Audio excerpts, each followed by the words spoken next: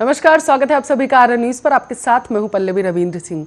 सिद्धार्थनगर में बिजली कर्मियों ने शुक्रवार शाम को कार्यालय से कलेक्ट्रेट तक कैंडल मार्च निकाला और मार्च में पॉवर कॉर्पोरेशन प्रबंधन एवं ठेकेदारों द्वारा तो आपको बताते चले, हम आपको खबर बता रहे थे कि संविदा कर्मियों के उत्पीड़न का विरोध वहां पर किया जा रहा था। खबरों में आगे बढ़ेंगे, आपकी जानकारी के लिए आपको बताते चले कि लगातार ठेकेदारों का कॉर्पोरेशन को लेकर के विरोध जो है वहां पर हो रहा था। न्यूनतम 18,000 रुपये मानदेय, समान वेतन, समान कार्य लागू करने की मांग वहां पर की जा रही थी और इसके साथ साथ जिलाध्यक्ष भी इस पूरे मामले पर वहां पर मौजूद थे। खबरों में आगे बढ़ेंगे, अफगानिस्तान का रुख करेंगे। अफगानिस्तान से सैन्य वापसी के बाद अमेरिका पहली बार तालिबान से बातचीत करने के लिए तैयार हो चुका। अमेरिकी विदेश मंत्रालय ने बताया है कि दोहा में शनिवार व रविवार को अमेरिकी डेलीगेशन और तालिबान के नेताओं के बीच अहम मुलाकात होगी। इस दौरान अमेरिकी डेलीगेशन तालिबान पर अमेरिकी नागरिकों की सुरक्षा सुनिश्चित करने का दबाव भी बनाया जा सकता है। इतना ही नहीं, अफगानिस्तान के अंदर महिलाओं के अधिकार और समझौते के तहत अपनी जमीन का किसी देश के खिलाफ इस्तेमाल न करने का भी दबाव तालिबान के ऊपर बनाया जाएगा। तो वहीं दूसरी तरफ आपको बताते चले, विदेश मंत्रालय ने यह साफ भी कर दिया है कि इस मुलाकात का यह आशय नहीं है कि अमेरिका तालिबान को मान्यता देने जा रहा है। अधिकारियों को कहना है कि तालिबान को मान्यता उसकी सरकार के कामकाज को देखते हुए दी जाएगी। और इसके साथ साथ विदेश मंत्रालय के एक अधिकारी का कहना है कि इस मुलाकात का अहम उद्देश्य अफगानिस्तान में फंसे अमेरिकी व अन्य विदेशी नागरिकों की सुरक्षित निकासी की योजना तैयार करना बताया गया है। डेलीगेशन इसी मुद्दे को लेकर तालिबानी नेताओं के सामने जोर शोर से अपनी बात रखेगा।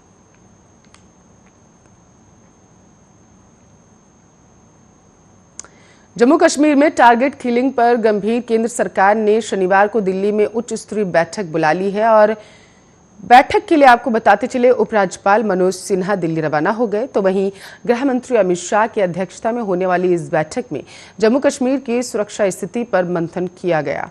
वहीं घाटी में हिंदुओं व सिखों को निशाना बनाए जाने पर चर्चा के साथ टारगेट किलिंग की जिम्मेदारी लोगों पर कड़ी कार्रवाई के लिए रणनीति बना ली गई है। आपकी जानकारी के लिए आपको बताते चले कि दोपहर के बाद प्रस्तावित बैठक में अल्पसंख्यकों को निशाना बना रहे आतंकियों से निपटने के लिए एलजी प्रशासन की ओर से तैयार की गई रणनीति पर भी चर्चा की गई।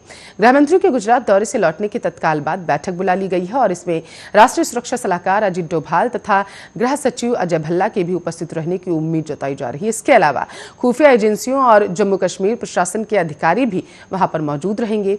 वीरवार को श्रीनगर में स्कूल में घुसकर आतंकियों द्वारा प्रधानाचार्य सुपिंदर कौर और जम्मू निवासी शिक्षक दीपक चंद्र की हत्या के तत्काल बाद दिल्ली में गृह मंत्री ने राष्ट्रीय सुरक्षा सलाहकार के साथ बैठक कर मंथन करना शुरू कर दिया था और उसके बाद अल्पसंख्यक समुदाय पर हो रहे हमलों को रोकने का रोड मैप भी तैयार कर लिया गया था। बैठक में आतंकियों के नए मॉडस ऑपरेंडी के बारे में भी जानकारी दी गई।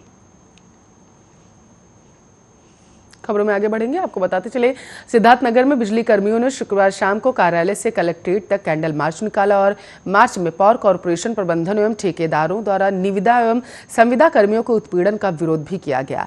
दरअसल उत्तर प्रदेश पावर कॉर्पोरेशन निविदा एवं संविदा कर्मचारी संघ के बैनर तले बिजली कर्मियों ने कैंडल मार्च निकालकर उत्पीड़न का विरोध दर्ज करा दिया। उनका कहना था कि ठेकेदारों और पावर कॉर्पोरेशन के प्रबंधन की गलत प्रणाली के कारण कर्मचारियों को बेहद दिक्कतों का सामना करना पड़ रहा है और उन्होंने उत्पीड़न बंद करने, आउटसोर्सिंग कर्मियों को न्यूनतम 18,000 रुपये मानदेय, समान वेतन, समान कार्य लागू करने, घोटाले की जांच कर दोषियों पर कार्रवाई करने की मांग की है। उन्होंने 7 मांगों का पत्र डीएम के माध्यम से मुख्यमंत्री को सौंप भी दिया है और इस दौरान जिला अध्यक्ष भी उनके साथ मौजूद रहे थे। इस दौरान गोंडा, उज्जैन में भी संविदा कर्मियों ने मार्च निकालकर विरोध प्रदर्शन किया। तो आपको बताते चले कि लगातार जिस तरीके से कोयले की सप्लाई जो है वो कम होती जा रही है, कोयले का उत्पादन कम होता जा रहा है, उसको देखते हुए लगातार आपको बताते चले बिजली कर्मियों। खबरों में आगे बढ़ेंगे, आपको बताते चले तेलंगाना की राजधानी हैदराबाद में लगातार तेज बारिश से बाढ़ जैसे हालात हो चुके हैं। यहां देर रात कई हिस्सों में तेज बारिश हुई जिसके बाद सड़कों पर घुटनों तक पानी भर चुका है। इस दौरान 2 लोग नाले में भी बह गए। जानकारी के अनुसार उनकी तलाश अभी भी की जा रही है। मौसम विभाग हैदराबाद के निदेशक ने बताया है कि अगले 24 घंटों के दौरान हैदराबाद समेत तेलंगाना के कई जिलों में हल्की से मध्यम बारिश होने की संभावना है। हैदराबाद में भारी बारिश के बाद कैसे हालात है, इसका अंदाजा सिर्फ इस बात से लगाया जा सकता है कि बारिश का पानी ओल्ड सिटी के एक रेस्टोरेंट में घुस गया। साथ ही इस इलाके के कई घरों में भी पानी अब घुस चुका है। इसके साथ साथ आपको ये भी बताते चले कि हैदराबाद के बनस्थलीपुरम के कई हिस्सों में बारिश के बाद भारी जलभराव से सड़कें जलमग्न हो चुकी हैं, लोगों को संघर्ष करना पड़ रहा है आवागमन में। इलाके की आपको बता चले एसीपी के पुरुषोत्तम ने कहा है कि भारी बारिश के कारण नाले में पानी भर जाने से 2 लोग बह गए। बचाव कार्य अभी भी जारी। तो देश में कोयले की कमी का असर अब विद्युत उत्पादन संयंत्रों पर साफ दिखने लगा है। कोयले की कमी के चलते कई राज्यों में अभी से बिजली का संकट खड़ा हो चुका है। आपको बताते चले झारखंड में कोयले की कमी के चलते 285 मेगावाट से लेकर 430 मेगावाट तक की लोड शेडिंग करनी पड़ी। इसके कारण झारखंड के गाँव में अभी से 8 से 10 घंटे की कटौती की जा रही है। कोयले की कमी का असर बिहार में भी देखने को अब साफ मिल रहा है।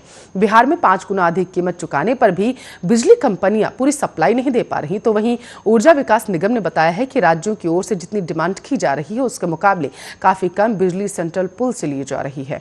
बिजली संकट का असर नेशनल पावर एक्सचेंज पर भी पड़ेगा। पूरे भारत में लगभग आपको बताते चले 10,000 के आसपास मेगावाट बिजली की कमी महसूस की जा रही।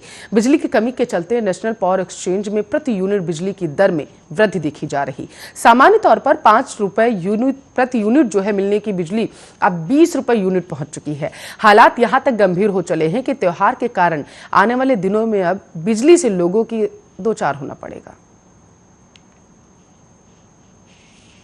जम्मू कश्मीर के श्रीनगर के नातीपोरा इलाके में शुक्रवार को आतंकियों ने पुलिस की एक टीम पर फायरिंग कर दी। इसके बाद जवाबी कार्रवाई में पुलिस बल ने एक आतंकी को मार गिराया। हालांकि एक अन्य मौके से फरार बताया जा रहा है। पुलिस ने हथियार और गोला बारूद बरामद कर लिया उसके पास से। जम्मू कश्मीर में हाल के दिनों में आतंकी वारदातों में तेजी देखी गई। आपकी जानकारी के लिए आपको बताते चले गुरुवार को ही श्रीनगर के सफाकदल क्षेत्र में आतंकवादियों ने रात लगभग 8:40 पर सुरक्षा बलों पर ग्रेनेड फेंक दिया था, लेकिन उसके विस्फोट में किसी की जान फिलहाल के लिए नहीं गई थी। यही नहीं, आपको बता चले आतंकियों ने एक महिला समेत सरकारी विद्यालय के 2 शिक्षकों की गोली मारकर वहां पर हत्या कर दी थी। इससे पहले मंगलवार को आतंकियों ने 1.5 घंटे के भीतर 3 अलग अलग जगहों पर 3 लोगों की गोली मारकर हत्या कर दी थी। आम लोगों की हत्या को लेकर जम्मू कश्मीर के पुलिस महानिदेशक दिलबाग सिंह ने गुरुवार को कहा कि कश्मीर में नागरिकों, खासकर अल्पसंख्यकों की लक्षित हत्या का मकसद भय का माहौल बनाना और सदियों पुराने सांप्रदायिक सद्भाव को नुकसान पहुंचाना। सिंह ने कहा है कि जो लोग मानवता, भाईचारे और स्थानीय मूल्यों को निशाना बना रहे हैं वे जल्द ही बेनकाब होंगे। महंगाई की बात करेंगे।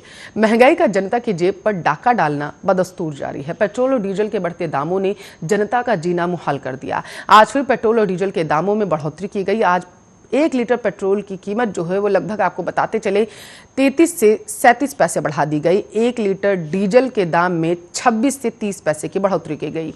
आपको बताते चले पिछले साल वैश्विक स्तर पर कच्चे तेल के दामों में भारी गिरावट के बाद सरकार ने पेट्रोल और डीजल पर शुल्कों और उपकर में भारी बढ़ोतरी की थी। इससे सरकार के राजस्व संग्रह में काफी वृद्धि हुई। इस समय देश में पेट्रोल 100 रुपए के पार पहुंच चुका है। वहीं कई राज्यों में डीजल भी शतक लगा चुका। लगातार चौथे दिन ईंधन की कीमतों में वृद्धि के साथ या मूल्य वृद्धि का सबसे लंबा दौर। बताते चले कि सार्वजनिक क्षेत्र की पेट्रोलियम कंपनियों Indian oil corporation, Bharat petroleum corporation और हिंदुस्तान पेट्रोलियम कॉर्पोरेशन ने 24 सितंबर और 28 सितंबर से डीजल एवं पेट्रोल की कीमतें बढ़ाने का सिलसिला फिर से शुरू कर दिया, जिसके साथ ही उससे पिछले कुछ समय से मूल्य वृद्धि पर लगी रोक समाप्त हो गई। तब से डीजल के दामों में आपको बताते चले 3 रुपए 80 पैसे की बढ़ोतरी दर्ज की गई और पेट्रोल की बात करें तो पेट्रोल के दामों में 2 रुपए 70 पैसे की बढ़ोतरी दर्ज की गई।